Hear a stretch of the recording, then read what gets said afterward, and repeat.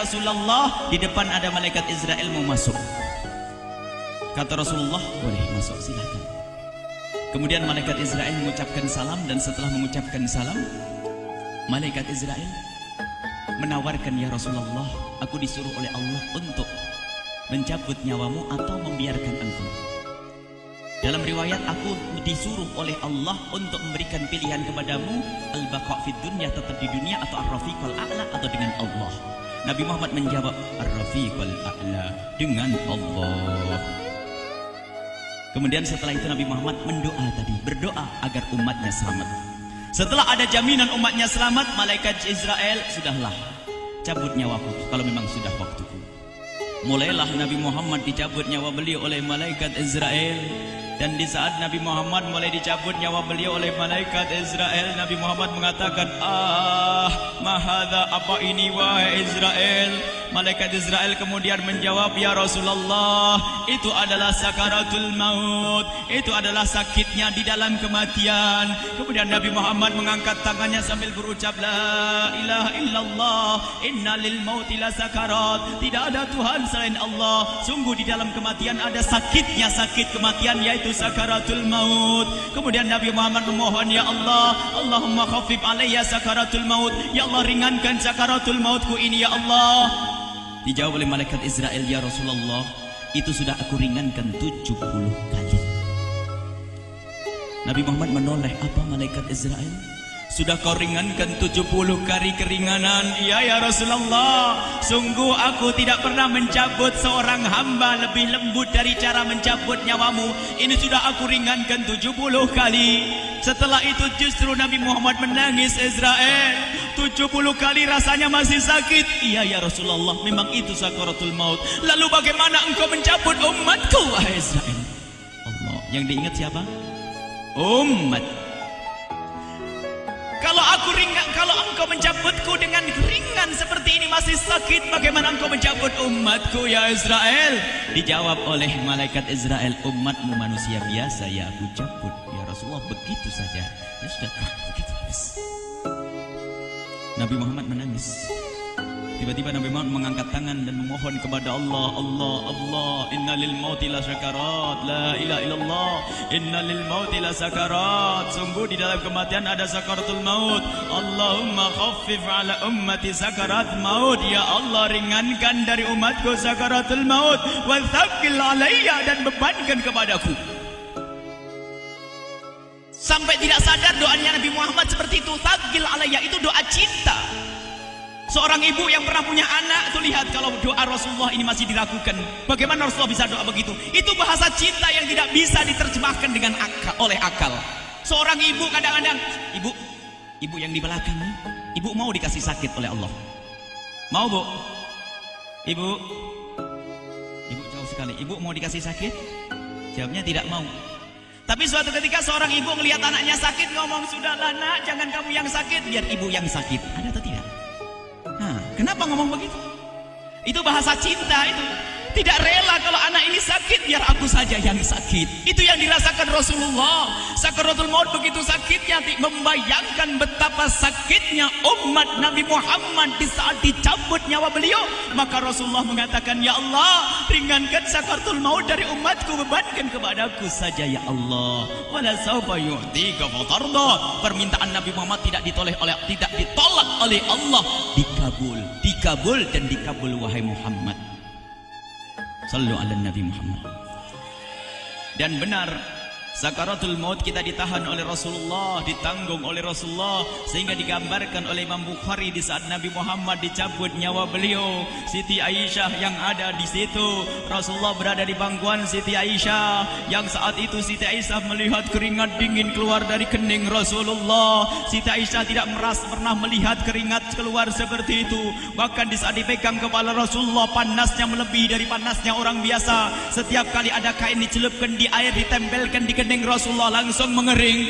Saat itu Nabi Muhammad mengucapkan kalimat la ilaha illallah innal lil mauti lasakarat. Kemudian Nabi Muhammad berpesan dengan banyak pesan, dan di antara pesan Rasulullah adalah akri minni ala ummati salam, akri minni salam ala ummati wa ala man ittaba'ani wa ala man tabi'ani min ila yaumil qiyamati. Aku titip salam kepada umatku dan orang yang mengikutiku sampai hari kiamat. Sadari salam Rasulullah.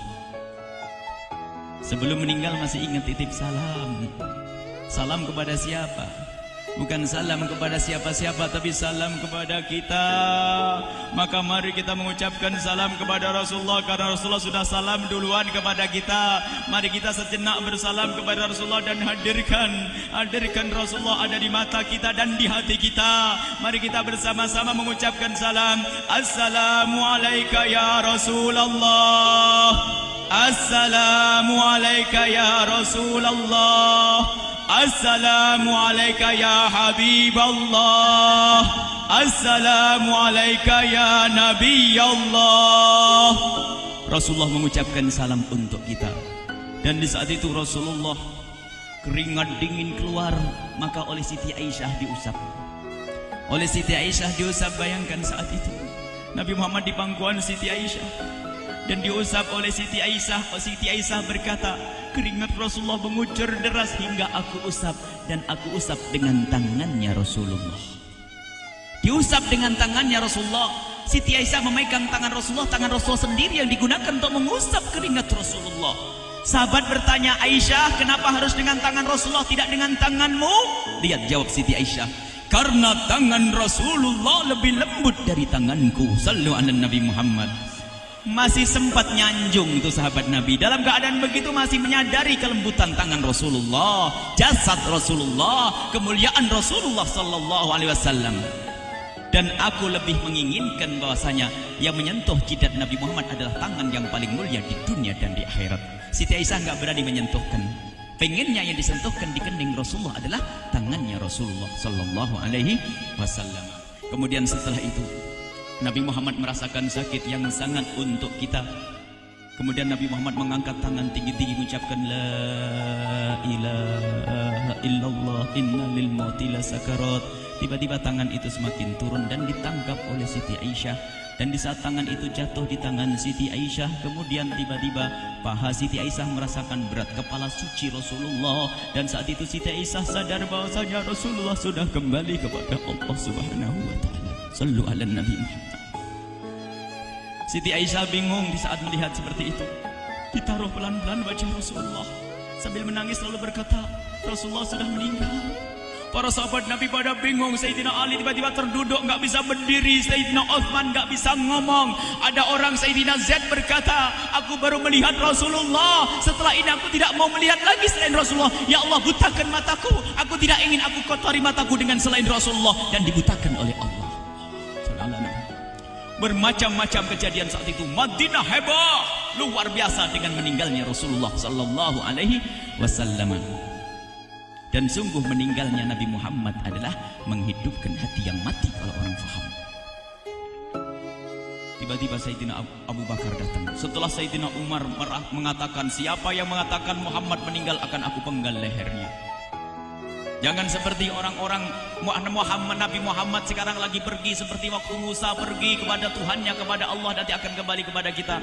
Muhammad belum meninggal. Ini adalah karena kecintaan Sayyidina Umar bin Khattab, tidak ingin Nabi Muhammad pergi. Tiba-tiba datang Sayyidina Abu Bakar As-Siddiq lalu masuk ke kamarnya Rasulullah, lalu masuk kepada Rasulullah, kemudian mengecup kening Rasulullah. Dan Sayyidina Abu Bakar berkata, ya Rasulullah, tibta hayyan wa mayyita. Ya Rasulullah, engkau tetap harum dalam keadaan hidup dan harum setelah meninggal dunia. Sallu ala Nabi Muhammad. Hingga sampai setelah hari besoknya meninggal Rasulullah, Senin sore, Selasa malam, Rabu dikubur Rasulullah SAW. Setelah dikubur, Sayyidat Fatimah bertanya kepada Sayyidina Abdullah ibn Abbas, Sayyidina Anas, wahai Anas, hai Anas, sambil menangis Sayyidat Fatimah Zahra, hai Anas, bagaimana engkau tega? Atabat anfusukum an tahtu ra'sa Rasulillah. Apakah engkau rela menaburkan debu di atas kepala Rasulullah? Sayyidina Anas menangis kaget, ya wahai binta Rasulullah, kalau kami tidak dilupakan oleh Allah, niscaya tidak ada yang bisa mengubur Rasulullah. Jadi saat itu dilupakan oleh Allah, sehingga mereka tidak menyadari melakukan itu semua. Kalau mereka sadar, tidak akan bisa mengubur Rasulullah sallallahu alaihi wasallam. Ini yang diungkapkan oleh Sayyidina Anas, kalau seandainya kami tidak dilupakan oleh Allah, niscaya kami tidak akan mampu mengubur Rasulullah sallallahu alaihi wasallam. Kami yang hadir di sini, ya Allah, ingin senantiasa hadir di hati kami kekasih-Mu Nabi Muhammad. Maka kami mohon, ya Allah, jadikan kekasih-Mu Nabi Muhammad yang akan, ya Allah, yang akan mendampingi kami kelak saat Kau cabut nyawa kami, seperti yang Kau wahyukan kepada kekasih-Mu Nabi Muhammad. Wa absyiru bil jannati, semua hamba yang beriman akan menyaksikan surga, ya di saat dicabut nyawa mereka. Dan surga, di tempat surga itu yang paling mulia adalah Nabi Muhammad. Maka kami mohon, ya Allah, saat Kau cabut nyawa kami, ya Allah, hadirkan Nabi Muhammad di hati kami, ya Allah. Dan kami mohon, ya Allah, saat di alam barzah nanti, ya Allah, saat yang sangat mengerikan itu, ya Allah, kami mohon hadirkan kekasih-Mu Nabi Muhammad, sehingga kami tidak takut dan gentar lagi dengan malaikat mungkar nakir. Dan ya Allah, kami mohon di saat di padang mahsyar nanti, ya Allah, hadirkan kekasih-Mu Nabi Muhammad. Jadikanlah kekasih-Mu Nabi Muhammad yang akan menemani kami dan akan membonceng kami, membawa kami ke telaga Kausar. Lalu kami diberi air minum dari air telaga Kausar hingga kami tidak akan haus selama-lamanya. Ya Allah, jadikan kekasih-Mu Nabi Muhammad yang akan menemani kami di saat kami menyeberang Siratal Mustaqim hingga kami tidak akan terjerumus ke neraka jahanam. Dan jadikan kekasih-Mu Nabi Muhammad yang akan kami saksikan setiap saat di surga-Mu, ya Allah. Ya Allah, jadikan kekasih-Mu Nabi Muhammad yang senantiasa, ya Allah, kami lihat kelak di surga. Dan jadikan ucapan kami di akhir hayat kami kelak adalah, ya Allah, adalah kalimat agung dan mulia, La ilaha illallah Muhammadur Rasulullah. La ilaha illallah Muhammadur Rasulullah. La ilaha illallah Muhammadur Rasulullah.